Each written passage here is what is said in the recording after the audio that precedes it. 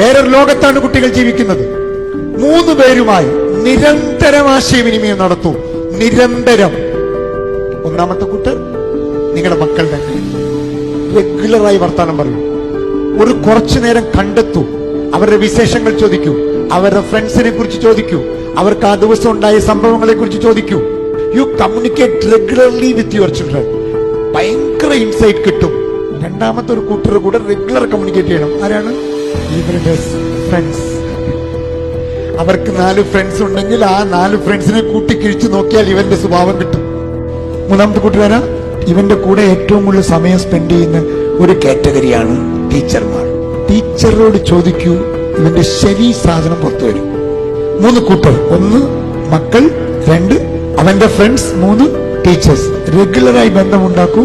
നിങ്ങൾക്ക് ഇവൻ ആരാണെന്ന് നിങ്ങൾക്ക് മനസ്സിലാവും.